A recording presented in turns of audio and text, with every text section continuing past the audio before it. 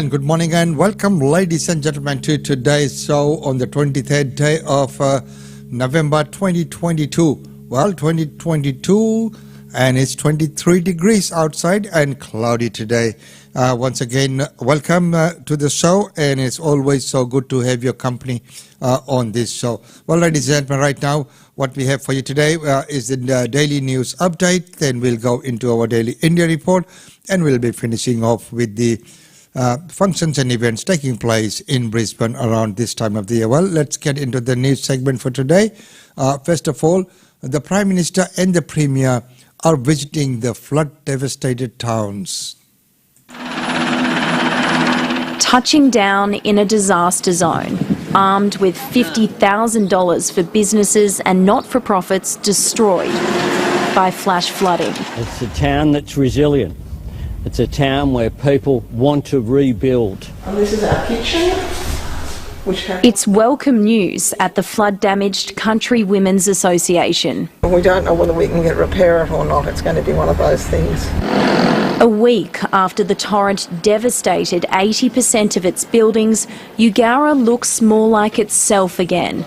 But these political visits come with their risks. Where have you been last week? I've been overseas, I heard. Yeah, I was representing Australia. So, understandable. And I've come here people need straight to away. hear, sir. I've come straight away. This is where it moved to. Some of those who've had their livelihoods swept away aren't satisfied by the one-off $1,000 payment being offered. None of these new grants that have come in today on these announcements are helping me or most of the town. We're providing what support we can. My message back to them within the next few months that these people are going to need more support.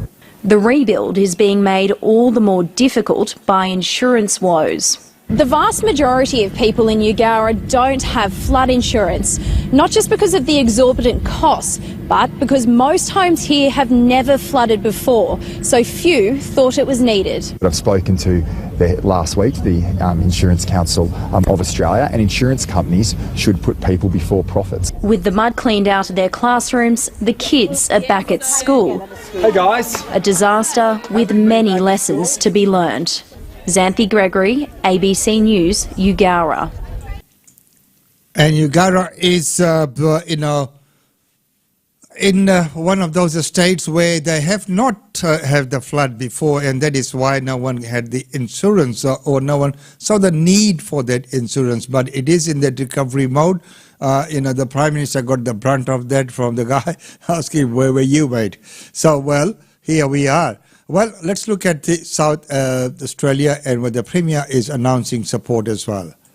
The River Murray, swollen at Berry, and on the banks the Premier promised a financial lifeline for those about to feel the full force of the flood headed South Australia's way. A $51.6 million package to support Riverland communities and the challenges that we have in front of us. Cabinet ministers, the Police Commissioner and the local MP on hand to unveil the plan, which includes cash handouts, hardship payments jointly funded by the state and federal governments of $400 for individuals or $1,000 for families will be available. Uninsured families can get up to $5,000 if they're displaced and don't have alternative accommodation. The state will give business owners up to $20,000 if they're forced to close because of the flood, and there will be grants to buy generators capped at $500 for homeowners and $4,000 for businesses if power is disconnected. We're not sure exactly how many businesses will qualify for this, but we're allowing for it to be into the hundreds and similar numbers for households who may be impacted by the rising floodwaters as well. There'll be more money for preparation and recovery, $50,000 grants for private levy works, on top of $9.3 million already allocated to council structures. For irrigators, $3 million has been set aside to relocate or re-establish pump infrastructure. $10 million is on hand to rebuild road and ferry infrastructure. Former police officer Alex Zimmerman will lead the local response and recovery effort. Understanding the complexity of this recovery is that the river stretches for, I think, just under 900 kilometres from the state border to the mouth. Once the water starts to receive a $4.1 million tourism campaign will be launched, including vouchers like the Book Me Out program, which followed the bushfires nearly 3 years ago. 5,000 of them, $200 a piece, with 3 separate rounds. But uncertainty remains just how high the water will rise. Currently 116 gigalitres a day are flowing across the border and into the river system. But here in Berry, Council are taking no chances. It's preparing its defences for up to 250 gigalitres a day. 2 Sydney harbours go past this point here every couple of days. The next update on flows will come on Thursday. Contemplating the prospect of going well north of 200 gigalitres. Tomorrow, the Waikerie ferry will be shut so it can be moved to higher ground. Shari Hams, ABC News, Berry. So there you are, ladies and gentlemen, up to date on Australian Indian Radio, and there's some devastating scenes and news coming out of there. Well, right now there's another kind of problem that we have, and this time it's man-made, addiction. Ben Venker is an avid runner, a pastime that would have been unthinkable when he was in the throes of alcohol addiction. Rehab helped turn his life around. Instead of getting home and going inside and starting to drink, I would get home, put on my running gear and head out for a run. And that felt amazing. 1 in 4 Australians will struggle with gambling, alcohol and other drugs during their lifetime. A report today revealed the financial cost of that addiction. What that gave us is a really, comprehensive picture of the true cost of addiction to Australia, a staggering $80 billion and $175 billion additional in terms of lives lost, in terms of productivity. Experts say up to 500,000 Australians who want treatment can't access help. They want greater investment in education and prevention. We're calling on all sides of government to take this issue seriously, to come up with an evidence-based national plan. The government can introduce more effective prevention and treatment policy that can effectively reduce the cost of addiction to the society. Ben retrained as a counsellor and now helps others who are battling addiction. To be able to see the life come back to someone's eyes and to see them connect with people again and to have hope that they can live a clean and sober life is a wonderful thing to be a part of. He's proof addiction. Having a clean and sober life, what a great words that he has used. And when you think of it that way, people who are victims of addiction, what they have to go through. Well, right now, the next news is what we talked about a little bit yesterday, is the sacking of the whole board of Makai Hospital.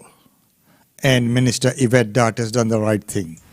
Patient Melissa Ferrier feels like she's finally being heard. Having this board dismissed shows to me that yes, action has been taken and the things that we've been saying are actually being considered. She's one of a group of women left scarred by the treatment they received at Makai Hospital. An independent report released in September found systemic failures at all levels throughout the organisation allowed poor practice and bad behaviour to flourish, making obstetrics and gynaecological care at the hospital less safe. The board was given a show cause notice and now it's been dismissed, with a senior administrator called in to fill the void. It's in the public interest that the board be dismissed and an administrator, Karen Roach, be appointed. The problem with boards is that patient safety isn't high on their agenda. They weren't set up that way. They were set up to meet funding targets. The sacked chair says he and the 8 other board members are disappointed. We thought we were on the way to actually trying to improve the service and get it through the other side. He says the fundamental challenge of attracting medics remains. It needs to be a greater depth of medical practitioners to come to the regional areas. That's the simple answer. To try and make the board the scapegoat for the failings of Queensland Health that has been led by this minister is a little bit rich. I am absolutely taking accountability for this. I've stood up, I've apologised, I've met with these women, I've made myself available. The obstetrician who sparked many complaints, George Campbell-Dutoy, has resigned from the hospital and since been banned by regulators from operating. Emma Pollard, ABC News.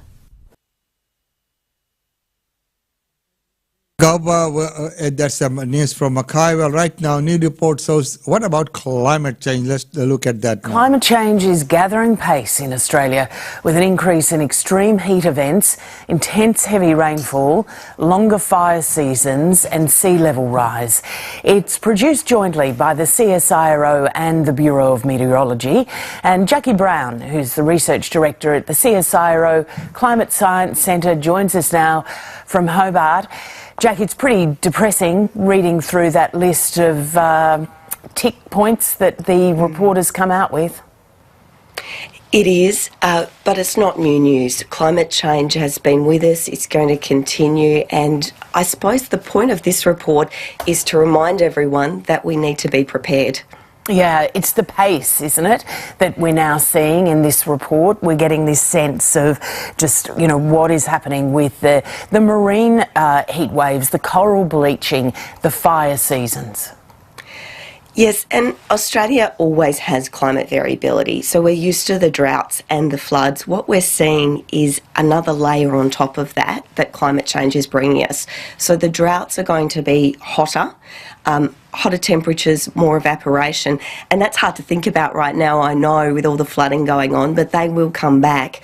But when we do have the rainfall, because the atmosphere is hotter, it can hold more moisture, and that means the intense rainfall becomes more intense.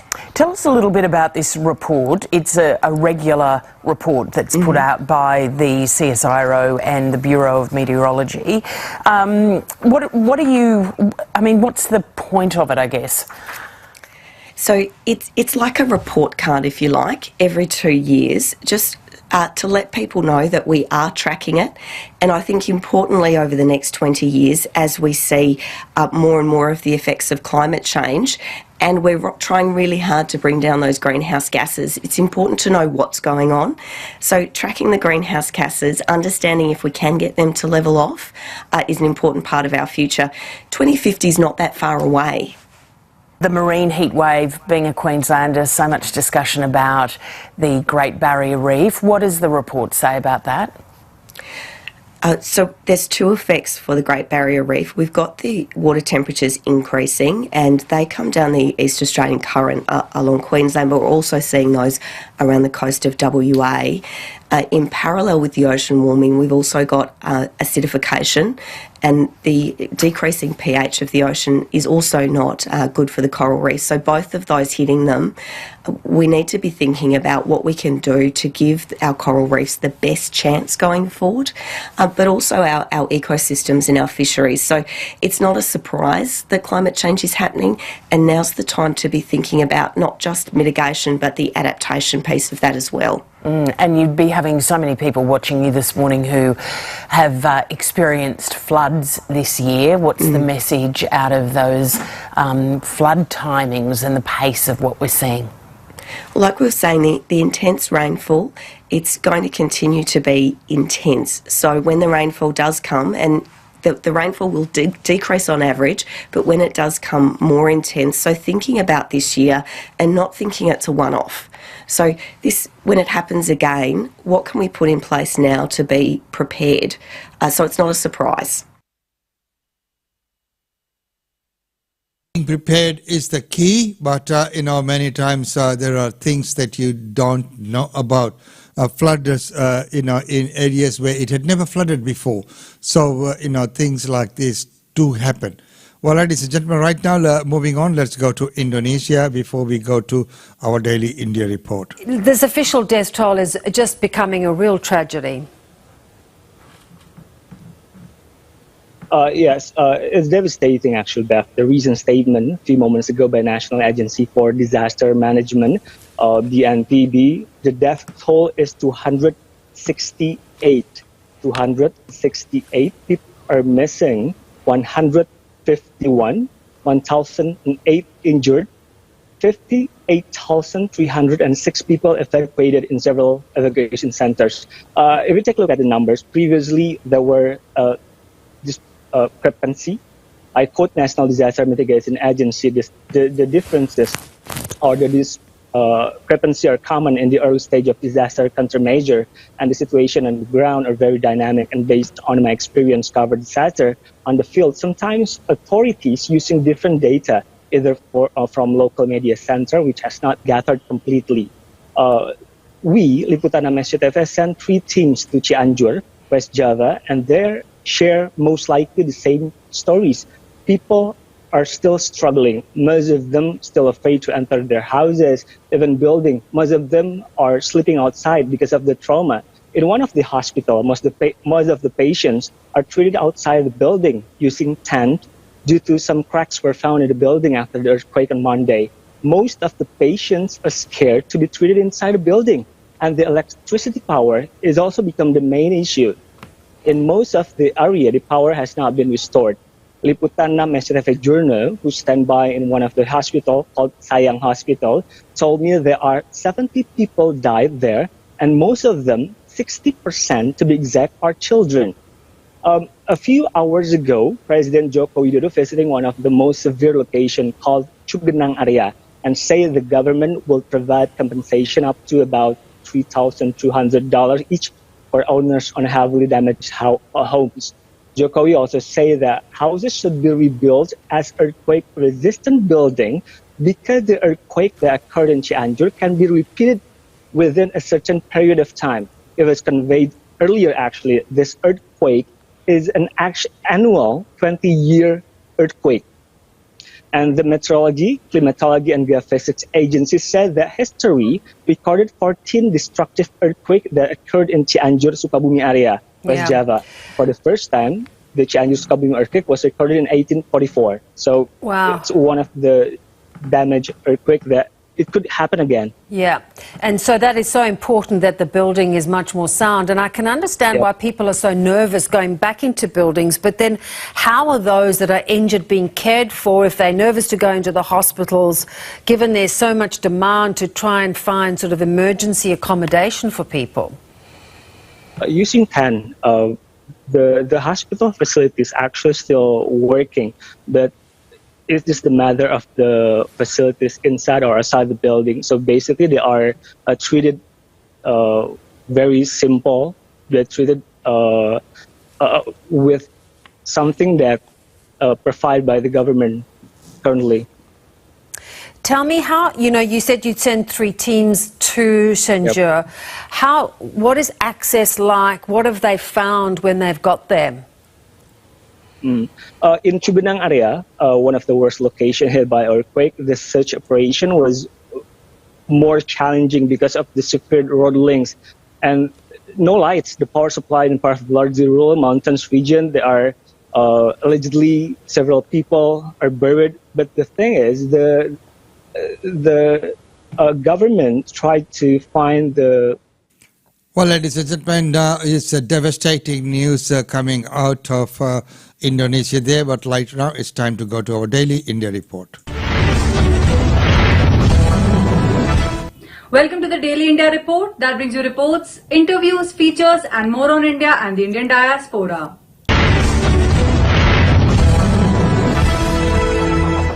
Indian Defence Forces are ramping up their radar coverage in view of the Chinese build-up near the line of actual control in the Ladakh region. Amid the ongoing standoff with neighbouring China, India is keeping an eye on the activities of the Chinese Air Force along the border. More than 10,000 crores worth of Made in India radars are planned to be deployed along the line of actual control in the next few years by the Indian Air Force. The force is in the process of installing new radars to keep an eye on Chinese Air Force activities in the Ladakh sector.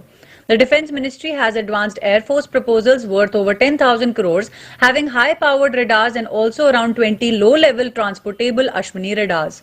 The radar coverage in Rajasthan, Punjab and Gujarat sectors is relatively easy as compared to those in Jammu and Kashmir and Arunachal Pradesh due to the mountainous region.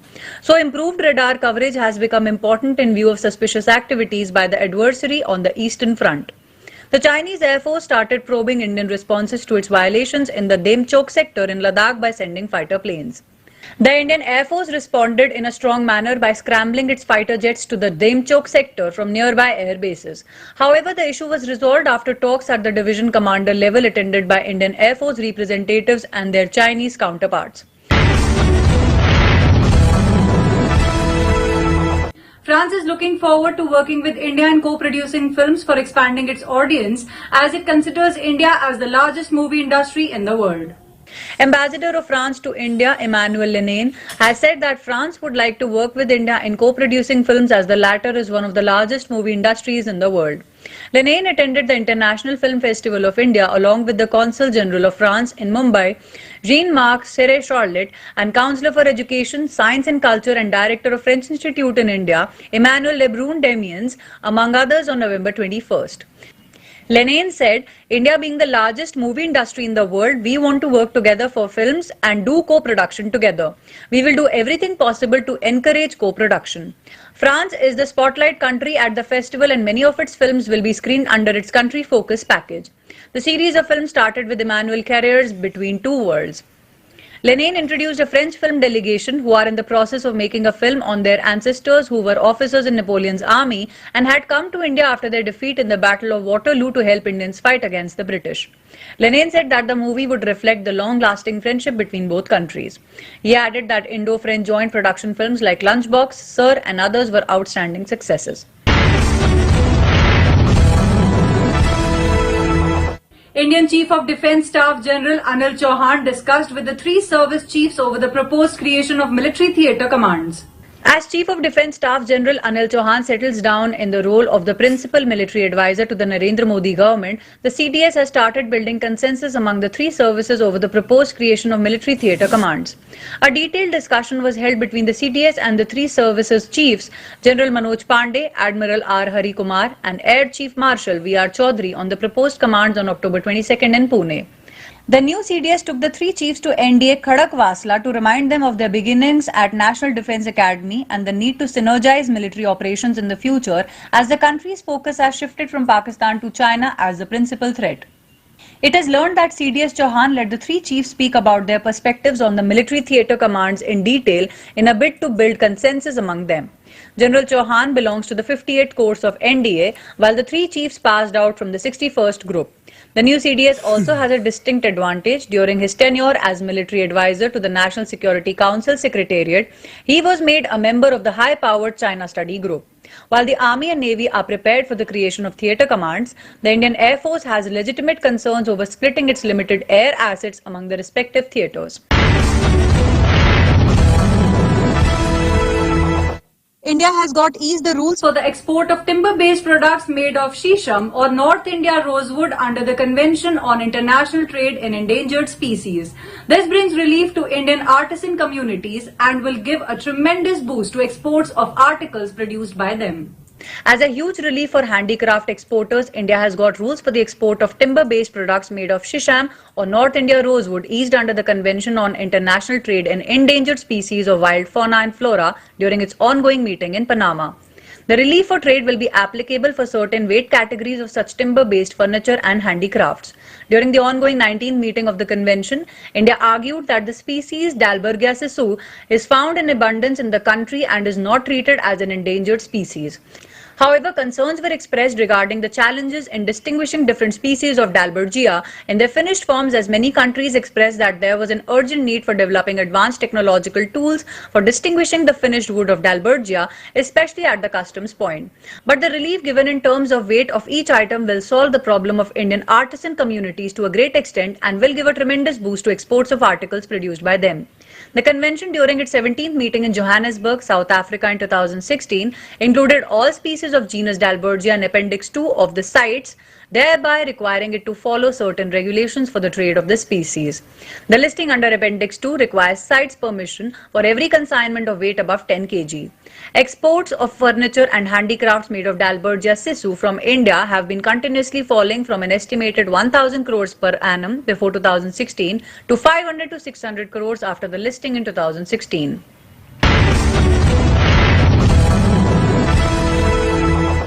Indian equity market recovers marginally after falling 518 points on November 21st. Indian equity indices BSE Sensex gained marginally in the early morning trade while the NSE Nifty neared the 18,200 point mark. In the top gainers, UCO Bank and Easy Trip Planner saw 7% each in the morning trade. Benchmark indices ended on a negative note for the third straight session on November 21st with Nifty below 18,200.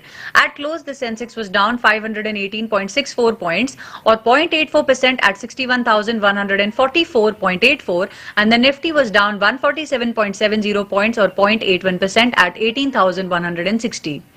Analysts warned that the weakness in the market is likely to continue in the near term.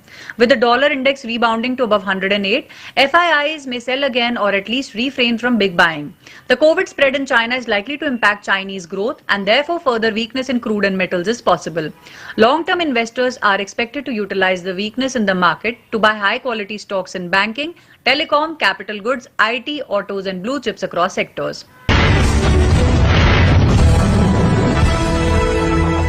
IMD has warned that the depression over the Bay of Bengal will move towards Tamil Nadu state while the cold wave conditions will continue over northern states.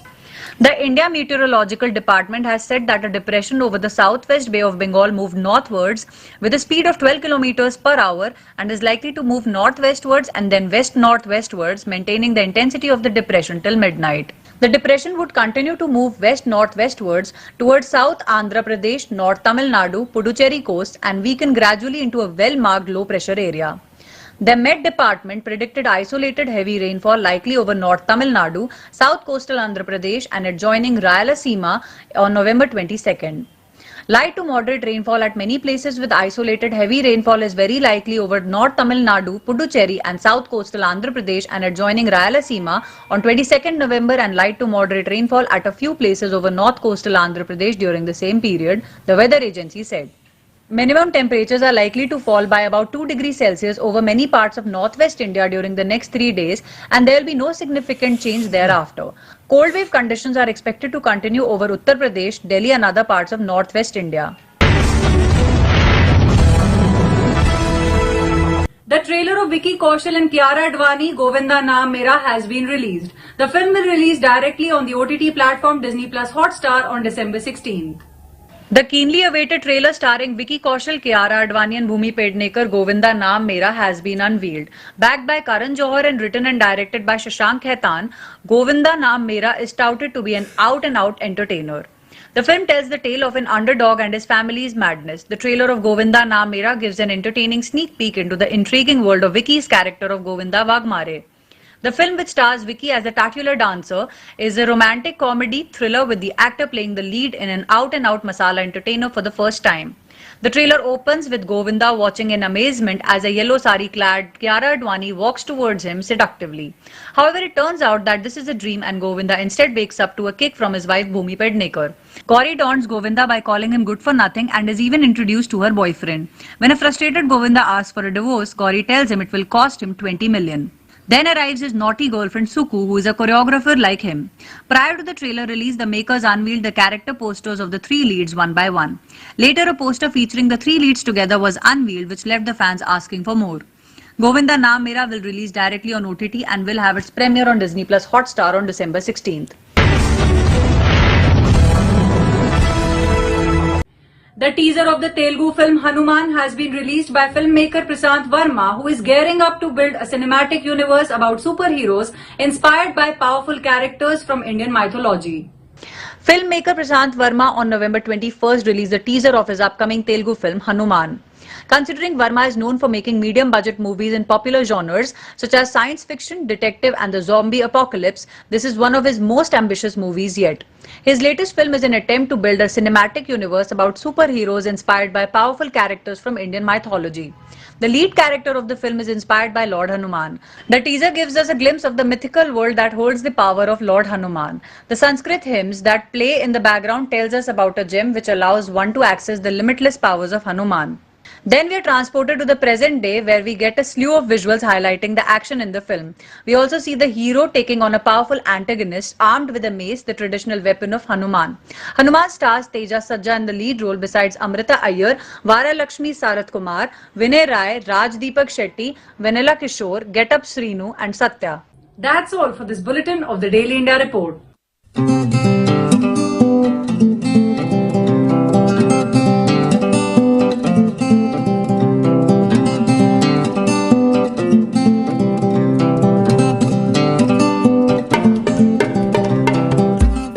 you very much, Ankita, for that report. Ladies and gentlemen, right now let's take a look at some of the functions and events taking place.